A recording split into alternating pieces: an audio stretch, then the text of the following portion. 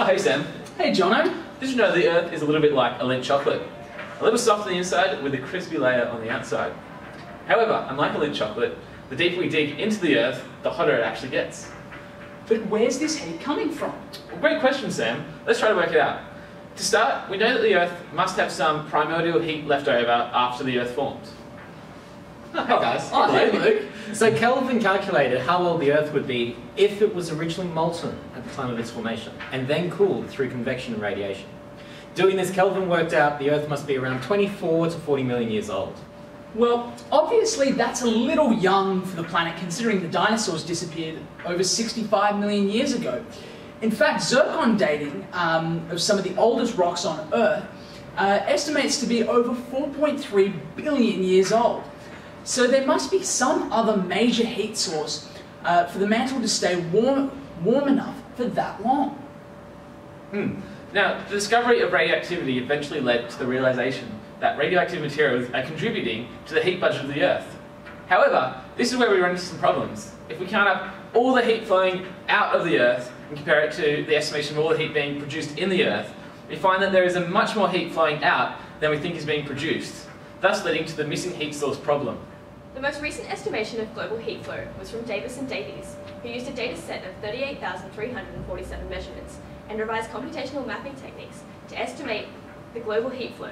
They found the global heat outflow was about 47 plus or minus 2 terawatts. So how much heat is produced in the Earth, and how big is the discrepancy with the global heat outflow? Well, the largest contributor to heat is radioactive decay. We can make a good approximation of radioisotope concentrations to about a depth of 200 kilometres, using rocks found on the surface of the Earth. However, the mantle is about 3,000 kilometres deep.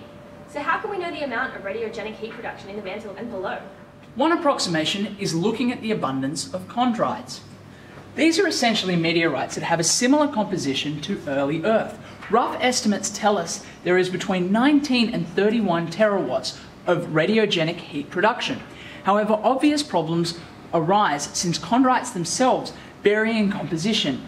And we know Earth was formed over a range of temperatures and materials. However, a new method is here to save the day that estimates the radio abundances inside the Earth using geoneutrinos.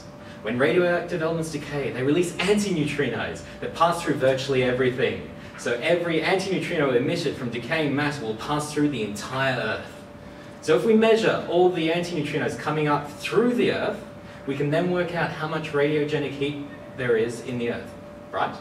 Well, it's not that easy, Luke. If antineutrinos pass through virtually anything, then how can we possibly measure them? Well, that's exactly what a team at the Kamioka Liquid Scintillator Antineutrino Detector has done. They use huge machines originally built for particle physics to measure the antineutrinos coming from the Earth.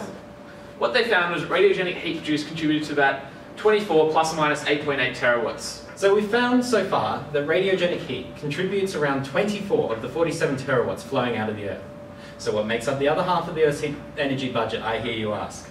Well, there is the primordial heat left over from the formation of the Earth, which we've already discussed. Heat from the mantle contributes around 8 terawatts, plus we have minor contributions from mantle convection processes, such as mantle differentiation, thermal contraction, and seismic energy, as well as external things such as tidal energy. All of this together accounts for around 16 terawatts of energy. So now we have around 40 out of 47 terawatts. So where is this unaccounted heat going? Many geologists estimate that there is possibly around 7 to 8 terawatts of energy accounted for that may have been simply lost to cooling. This seems like quite a lot, and there have been other suggestions of another heat source. Alexander Elbes has actually used Einstein's theory of special and general relativity to suggest that the action of the gravitational field from the Sun and the Earth, which is different to the tidal energy, can contribute from between 0 to 54 terawatts, suggesting that maybe the Earth is cooling slower than what we thought. Often the way heat has been transported is the cause of many key geological events. For example, explain the emplacement of continental flat basalts that are associated with the breakup of the supercontinent Pangaea. So Nicholas Cortese and a team of geologists, including Sydney University's very own Patrice Ray, looked at this problem and found that the emplacement of these flat basalts are not caused by magma plumes, which is a form of advection, but instead they proposed an alternative non-plume model for the generation of these continental flat basalts. Right, so initially many scientists put their emplacement of these basalts down to magma plumes. However, Cortese and his team argued against this because 1, No hotspot track has been identified. 2, the geometry of the basalt emplacement is elongated and not radial, as would be expected from a plume. 3, the area near the centre of the hypothetical plume head does not show evidence of uplift.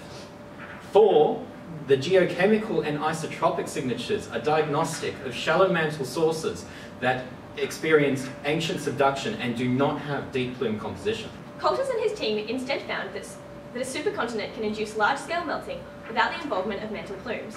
The team used computer modelling to find that when continents organise together, there is a reorganisation of convective flow.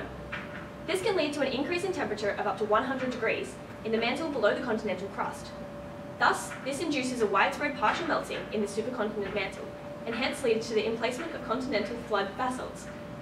So in conclusion, the team showed that the emplacement of continental flood basalts that accompany the breakup of Pangaea are not due to advection processes caused by mantle plumes.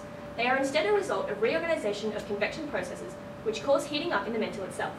So today we've explored where the Earth gets its heat from and how it transports it out of the Earth. We began by trying to account for all the heat flowing out of the Earth by summing up all the ways the energy is sourced, such as radioactive decay, leftover heat from the formation of the Earth, plus other things such as tidal and gravitational energy. We found that some heat is accounted just to cooling. Furthermore, we've looked at the ways in which heat is transported into the Earth and the implications of different movement of heat that heat has in processes such as the formation and breakup of supercontinents. Until next time, guys. See ya. Bye. That was so cheesy.